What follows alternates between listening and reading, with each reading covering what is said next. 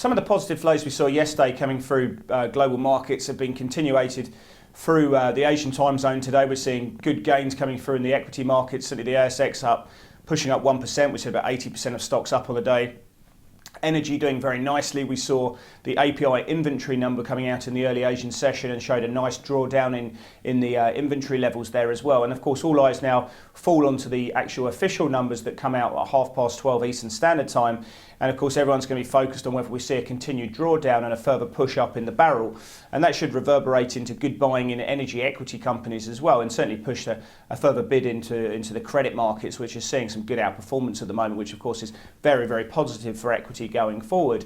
The Japanese stock market's doing quite nicely. It's probably the best performer in the Asian region today, and I think that's helping US futures push up a touch. We are seeing some buying coming through in Dow and S&P futures, and that's putting an upside bid sequentially into our opening calls for European markets. And once again, we're seeing and we're expecting to see names like the DAX and the FTSE open up firmly on the front foot as well, and can see a continuation of that feel-good factor we saw yesterday as well.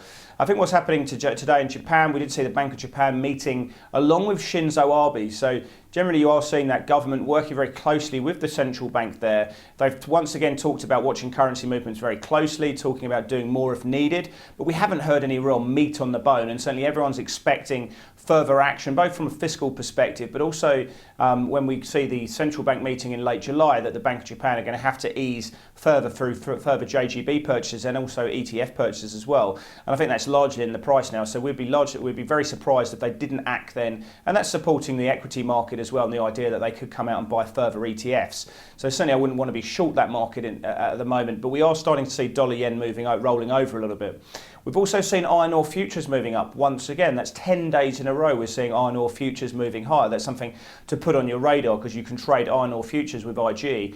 But I think as well as this is putting somewhat of a bid in the Australian dollar. The pair that I think I want to bring you into your attention is sterling against the Australian dollar. It pushed up from 178 into that 180 handle, and it hasn't managed to hold that. We're starting to see price roll over somewhat. If we see some momentum building to the downside once again after this short covering rally, it could be an opportunity to jump on board with the money flow and actually look for the downside move there.